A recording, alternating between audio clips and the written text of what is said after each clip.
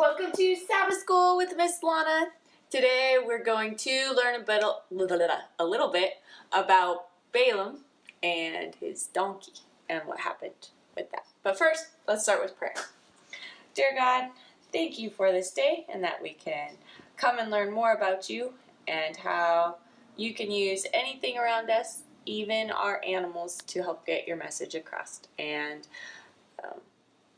help us to listen for your messages. Amen. And we're going to start with a song. We're going to do Who's the King of the Jungle? Who's the king of the jungle? Who's the king of the sea? Wah, wah, wah. Who's the king of the universe? The jungle and the sea, I'll tell you. J-E-S-U-S.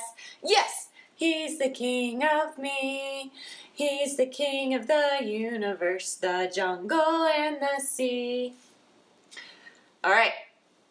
Because he is the king of the jungle and all the animals included, even the ones that aren't in the jungle. And our story is found in Numbers 22. And you need a piece of paper, split it into 4 parts, something to draw with, and a Bible. So you can find this in Numbers 22. All right, and we're going to start with verses 4 through 7. I'll give you a little bit of background. The Israelites are getting close to the promised land now. All right? And so the people in the surrounding areas are getting a little concerned. And so, Numbers 22, verses 4 through 7. I probably won't pronounce these names right. That's okay. Balak, son of Zippor, was the king of Moab at this time. He sent messengers to Balaam, son of Beor, at Pethor. It was near the Euphrates River in the land of Ammah. Balak said, "A nation has come out of Egypt. They cover the land. They have camped next to me. They are too powerful for me. So come and put a curse on them. Maybe then I can defeat them and make them leave the area. I know that if you bless someone, the blessings happen. And if you put a curse on someone, it happens." The elders of Moab and Midian went with payment in their hands. They found Balaam. Then they told him what Balak had said. So, the Israelites have come. They're on the border of this territory, and the king is worried. And he says, I am not strong enough to take care of this. But maybe if I can get someone to come pronounce a curse, then I'll be strong enough. So, we have the elders. It sounds like he got another country to go with him too, because there's elders of Moab and Midian. And so they're elders. So we're going to give them a beard. And they are coming to Balaam with money, because they want to hire him to pronounce a curse on God's people.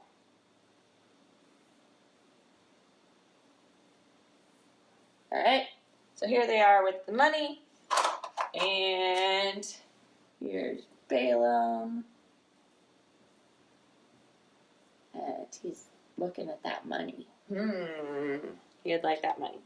All right, so there's some more drama with Balaam and messengers, but we're going to skip ahead to verses 21 to 23, where it says, Balaam got up the next morning. He put a saddle on his donkey. Then he went with the Moabite leaders.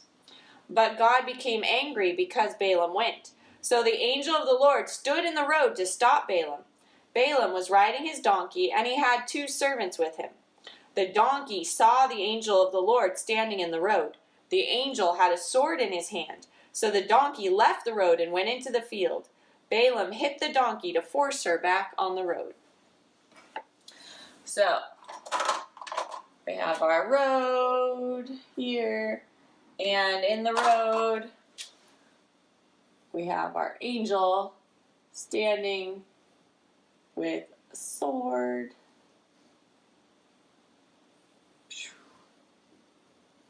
Okay. To stop him. And his donkey sees the sword and takes off. She's like, I want nothing to do with this.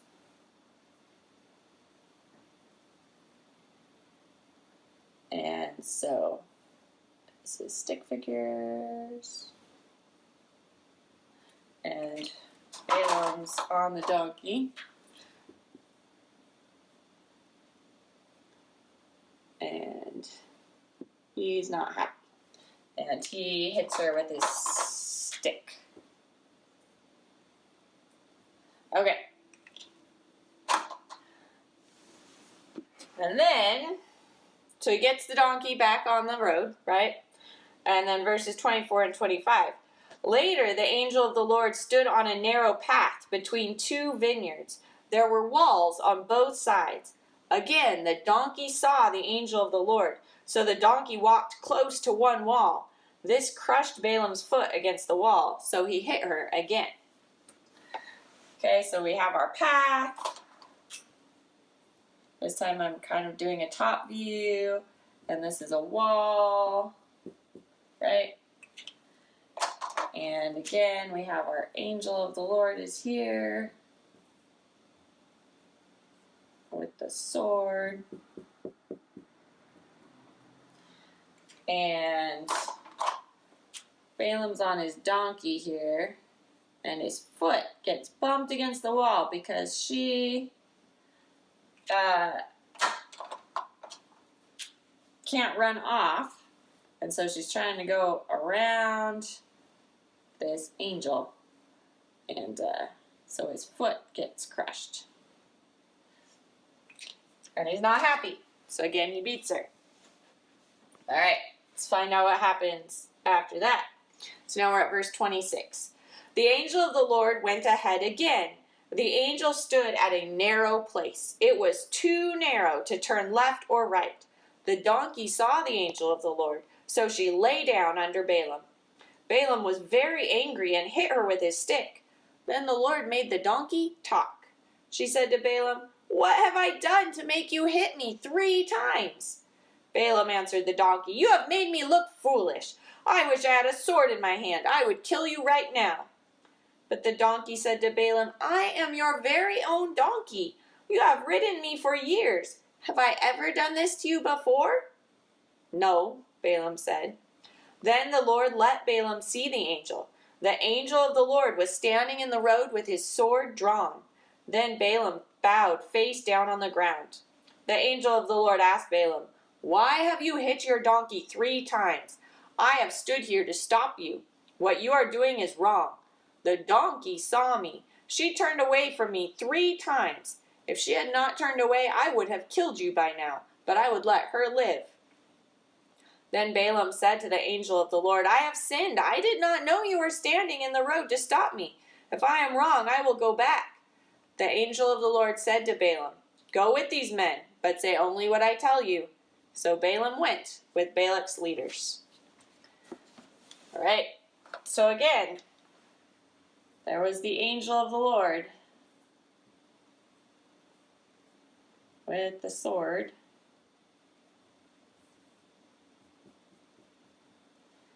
And this time the donkey straight up laid down. She's like, "I can't go anywhere. I'm gonna just lay here."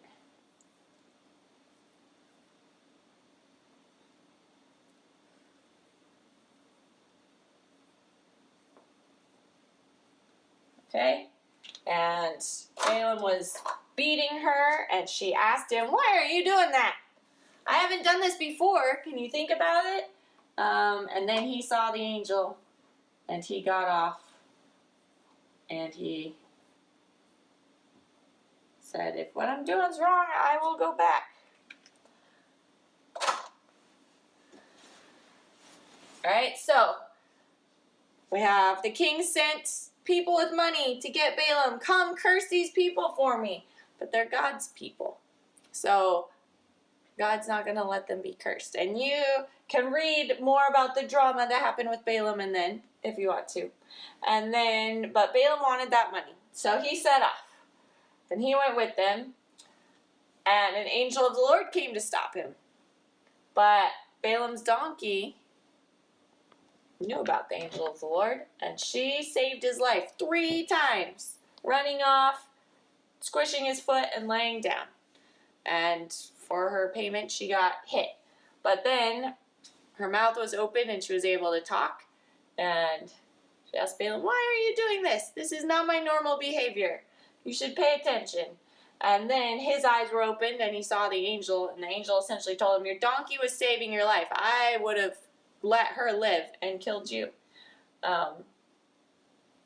But then the angel did let Balaam go on, but he told him, "You're only going to be able to say what God wants you to say."